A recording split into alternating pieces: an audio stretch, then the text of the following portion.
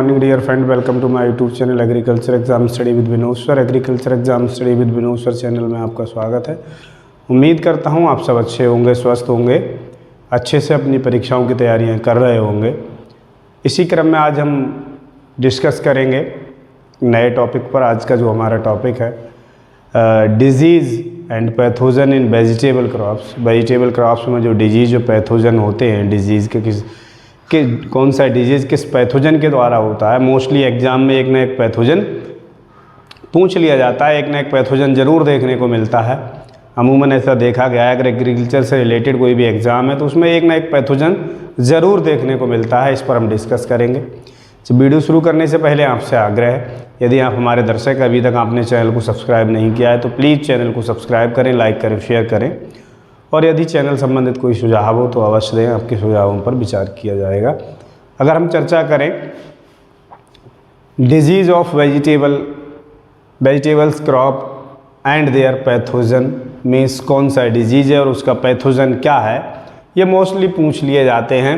या किसके द्वारा लगता है, फंगस द्वारा लगता है, बैक्टीरिया द्वारा लगता है, वायरस द्वारा लगता है, ये पूछ लिया जाता है। सबसे पहले हम इसकी शुरुआत करते हैं। आज हम केवल वेजिटेबल के पैथोजन के बारे में, डिजीज़ के बारे में डिस्कस करेंगे, इम्पोर्टेंट। इसके बाद नेक्स्ट हम वेजिटेबल के बाद फ्रूट्स में करेंगे डिस्कस, फ्रूट्स के बाद फिर सीरियल क्रॉप्स पर डिस्कस करेंगे। आज हम जो चर्चा करेंगे वेजिटेबल क्रॉप पर चर्चा करें। सबसे पहले सबसे इम्पोर्टेंट आता है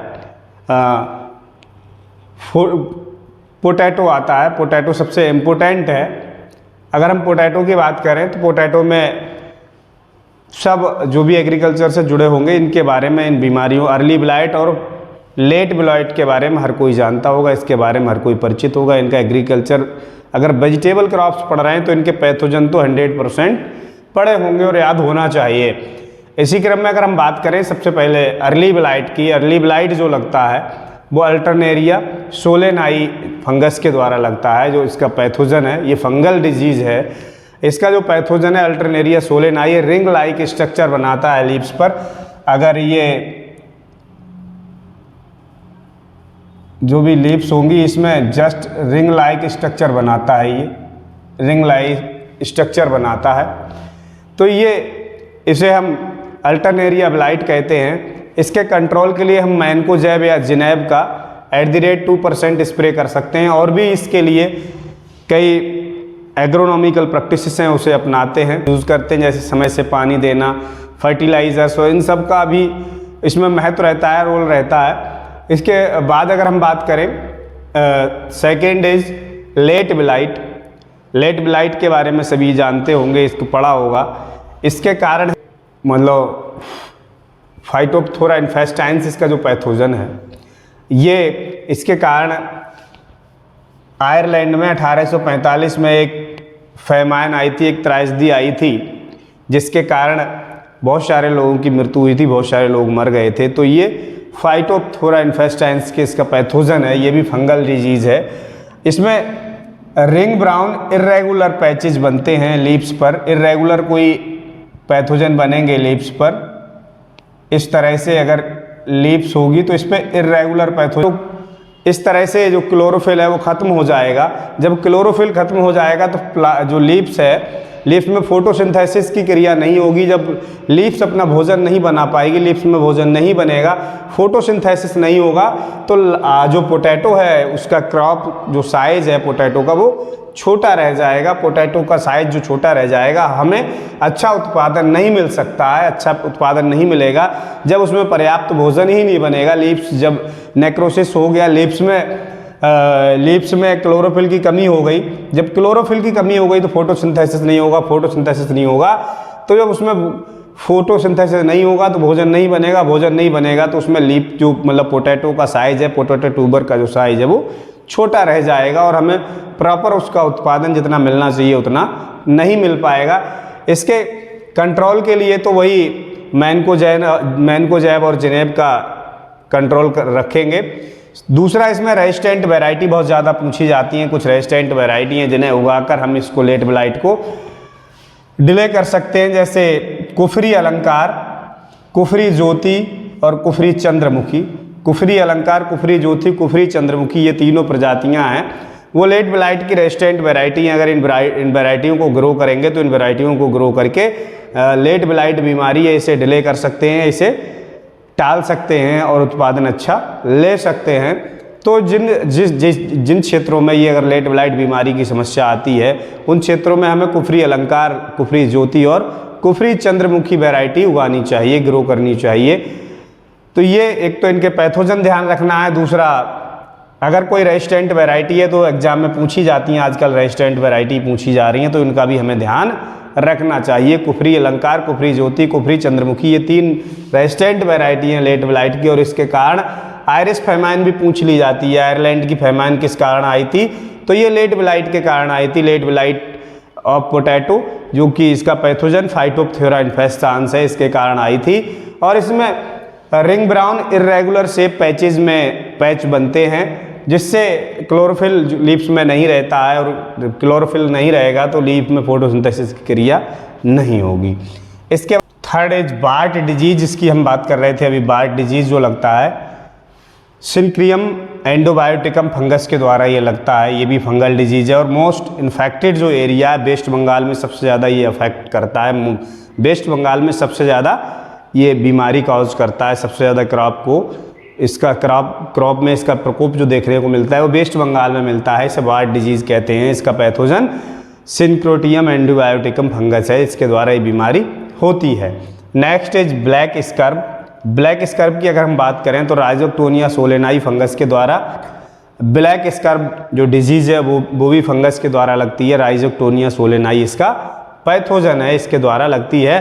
नेक्स्ट इज गोल्डन नीमेटोड, एक बीमारी नीमेटोड के द्वारा लगती है जो कि जिसे गोल्डन नीमेटोड नाम से जानते हैं। ये भी दार्जिलिंग में सबसे ज़्यादा सीवियर क्रॉप्स है, ये दार्जिलिंग में सबसे ज़्यादा लगती है। स्पेसिफिक ये golden nematode and wart disease specific area में ही ज़्यादा प्रभावित करते हैं, फसल को ज़्यादा नुकसान पहुंचाते हैं।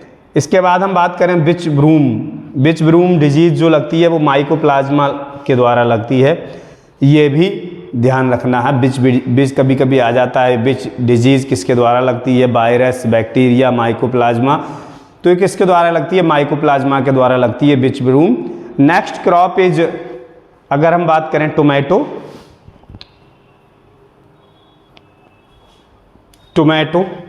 भी महत्वपूर्ण वेजिटेबल है। हम बात करें टोमेटो की तो लीफ कर्ल डिजीज इसमें लगता है। सबसे ज़्यादा डेंजरस जो डिजीज़ है वो लीफ कर्ल है। इसमें पत्तियां जो हैं मुड़ जाती हैं। प्रॉपर जब पत्तियां मुड़ जाएंगी तो सही से इसमें फोटोसिंथेसिस नहीं हो पाता है, तो प्रोडक्शन अच्छा नहीं मिल पाता। ये बहुत ही ज़्यादा नुकसान करती है और लगभग ये जो बीमारी है लीफ कर्ल ये 50 to 80% तक लॉस कर देती है। 50 से 80% तक क्रॉप को डैमेज कर देती है, उसका नुकसान करती है। लीफ कर्ल डिजीज़ की अगर हम बात करें ये वायरस के द्वारा लगती है।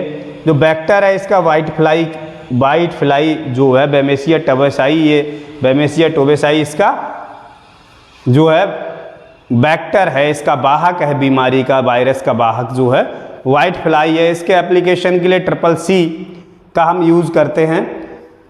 क्लोरोमेक्वेट क्लोराइड, CCC की अगर हम बोलें तो क्लोरमेक्वेट क्लोराइड जो है CCC, इसका एप्लीकेशन हम देंगे। लीफ कर्ल जितने भी अगर आपको लीफ कर्ल मिलते हैं इसी का एप्लीकेशन हम अप्लाई करेंगे, बार बार बताने की ज़रूरत नहीं है। और भी बहुत सारे फंगस की अगर हम बात करें जो फंगल डिजीज़ है उनके लिए भी सेम रहेगा कंट्रोल के लिए। तो हम सबसे ज़्यादा ध्यान रखना है इसमें पैथोजन का ध्यान रखना है। इसके बाद हम बात करें बैक्टीरियल ब्लाइट, ये बैक्टीरिया के द्वारा लगती है। इसके कंट्रोल के लिए स्टेप्टोमाइसिन का प्रयोग करते हैं। स्टेप्टोमाइसिन @1% स्टेप्टोमाइसिन का प्रयोग करते हैं। इसके बाद ये डैम्पिंग ऑफ, सबसे ज़्यादा ये बीमारी आपको देखने को मिलेगी, ये नर्सरी में लगती है। इसमें आप शाम को अगर देखेंगे नर्सरी में जाके आपकी बिल्कुल नर्सरी सही होगी। अब सुबह पहुंचेंगे तो आपको पूरी की पूरी नर्सरी के जो प्लांट्स हैं वो मुरझाए हुए, गिरे हुए आपको दिखाई देंगे, बिल्कुल सड़ गए, जैसे लगता है सड़ गए हों। तो ये जो है डैम्पिंग ऑफ बहुत ही ज़्यादा डेंजरस बीमारी है। इसका जो ये सॉइल बॉर्न है, ये फंगस के द्वारा होती है। इसका जो फंगल है वो सॉइल बॉर्न बीमारी है। मृदा जनित रोग है ये, और इसमें जो फंगस है वो नर्सरी में ही इन्फेक्टेड करता है, और इसके कंट्रोल के लिए हम डाइथेमम 45 का उपयोग करते हैं। जहाँ भी अगर डैम्पिंग ऑफ मिले तो पिथियम अफेनिडर्मेटम या पिथियम स्पेसीज मिल जाएगी, वो सही होगा। आपको ध्यान रखना है डैम्पिंग ऑफ सबसे ज़्यादा नुकसान नर्सरी में किसी बीमारी के द्वारा होता है, वो होता है डैम्पिंग ऑफ के द्वारा। तो ये सॉइल बॉर्न डिजीज़ है, कभी कभी पूछ लिया जाता है डैम्पिंग ऑफ किस प्रकार की बीमारी है, तो ये सॉइल बॉर्न डिजीज़ है और फंगस के द्वारा नर्सरी में होता है। इसके कंट्रोल के लिए डाइथेनम 45 का यूज़ करते हैं। नेक्स्ट जो टोमेटो की डिजीज़ है वो है रूट नॉट। ये मिलेडोगाइनी स्पेसीज जो है नीमेटोड के द्वारा लगती है। नीमेटोड से रूट नॉट नीमेटोड के द्वारा ये बीमारी लगती है। तो ये मिलेडोगाइनी स्पेसीज है, इसकी वो काउज करती है। इसके बाद हम बात करें ब्रिंजल, बैंगन में सबसे ज़्यादा अगर क्षेत्र पर कोई बीमारी लगती है तो वो लगती है लिटिल लीफ ऑफ ब्रिंजल, जो लगती है एमेलोज के द्वारा। माइकोप्लाज्मा लाइक ऑर्गेनिज्म कभी बहुत ज़्यादा एग्जाम में पूछा जाता है कि जो लिटिल लीफ ऑफ ब्रिंजल बीमारी लगती है किसके द्वारा लगती है, तो ये एमेलोज माइकोप्लाज्मा लाइक ऑर्गेनिज्म माइकोप्लाज्मा के द्वारा लगती है। इसका जो बैक्टर है वो है लीफ हॉपर, इसका बैक्टर है। ध्यान रखने की बात है कि इसका जो बैक्टर है एमेलोज का वो लीफ हॉपर इसका बैक्टर है। लिटिल लीफ जो बीमारी लगती है ब्रिंजल में, इसकी रेजिस्टेंट वैरायटियाँ भी इंपॉर्टेंट है, कई बार एग्जाम में पूछी गई हैं। लिटिल लीफ ऑफ ब्रिंजल की रेजिस्टेंट वैरायटी अर्कासील है और मंजरी गोटा है। मंजरी गोटा अर्कासील दो वैरायटियाँ हैं लिटिल लीफ ऑफ ब्रिंजल की, रेजिस्टेंट वैरायटी है। इनका ध्यान रखना है, बहुत ज़्यादा एग्जाम में पूछी जाती है। और सबसे ज़्यादा क्षेत्रफल में लगता है तो वो लिटिल लीफ ऑफ ब्रिंजल लगता है। सबसे ज़्यादा नुकसान अगर पहुँचाता है तो वो इसमें ब्रिंजल में फोमोप्सिस ब्लाइट जो है, फोमोप्सिस ब्लाइट ये फंगस के द्वारा लगती है। फोमोप्सिस वैक्सेंस इसका पैथोजन है, इसके द्वारा ये लगती है। और फोमोप्सिस के लिए जो रेजिस्टेंट वैरायटी है वो है पंत सम्राट, पूषा अनुपम, पूषा भैरव,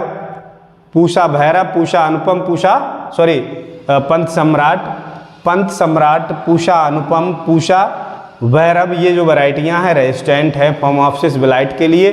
तो फोमोप्सिस ब्लाइट बहुत ही महत्वपूर्ण, ये दोनों ही जो little leaf of brinjal and phomopsis blight of brinjal, ये दोनों ही जो बीमारियां हैं ब्रिंजल की बहुत ही इम्पोर्टेंट डिजीज़ हैं, इनको आपको ध्यान रखना है। तो लिटिल लीफ ऑफ ब्रिंजल जो लगता है वो एमेलोज के द्वारा लगता है, इसका बैक्टर लीफ हॉपर है। भाई फोमोप्सिस की बात करें तो फोमोप्सिस वैक्सेंस फंजाई, जो फोमोप्सिस वैक्सेंस जो है पैथोजन है इसका फोमोप्सिस का, और इसका जो फंगस के द्वारा लगती है। इसकी जो रेजिस्टेंट वैरायटी हैं पंत सम्राट, पूषा अनुपम, पूषा भैरव, इसकी रेजिस्टेंट वैरायटी हैं।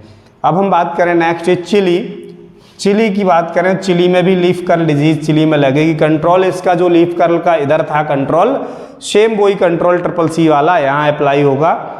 लीफ कर्ल डिजीज की बात करें, वायरस के द्वारा लगती है। इसका बैक्टर जो है चिली का, इसका वाइट फ्लाई बैक्टर है, वाइट फ्लाई एंड थ्रिप्स। और यहाँ आपने देखा था टोमेटो का, इसका भी इसका बैक्टर था ये वाइट फ्लाई था। इसके जो बैक्टर है इसमें चिली में लिटिल लीफ का, और ये देखना है ब्रिंजल में एमेलोज के द्वारा लिटिल लीफ लग रही है।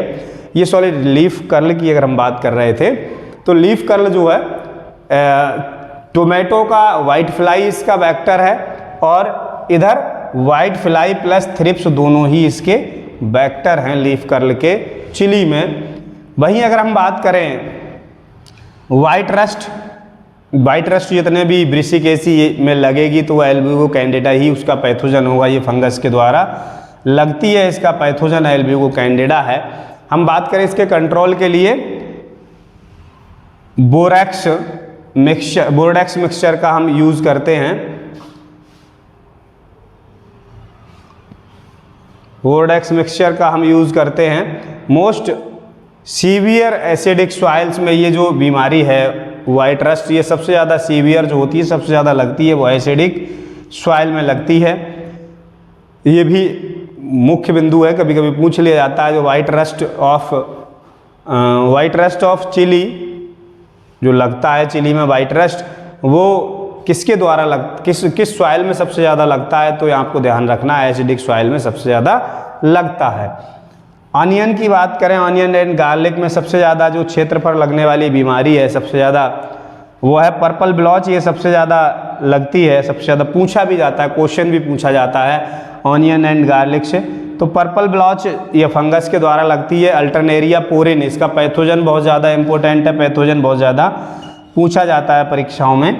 Purple blotch garlic and onion में जो लगता है, इसका पैथोजन है अल्टरनेरिया पोरिन, इसका पैथोजन है अल्टरनेरिया पोरिन, पैथोजन है इसका। और फेवरेबल टेम्परेचर, जिस पर सबसे ज़्यादा ये बीमारी फैलती है, जिस पर सबसे ज़्यादा नुकसान पहुंचाती है, इसका 28 से 30 सेंटीग्रेड टेम्परेचर इसका जो है वो इसका फेवरेबल है। इस पर सबसे ज़्यादा बीमारी फसल में नुकसान पहुंचाती है, इस पर सबसे ज़्यादा बीमारी फैलती है इतने टेम्परेचर पर। 28 से 30 अगर टेम्परेचर है तो सबसे ज़्यादा ये बीमारी फैलेगी।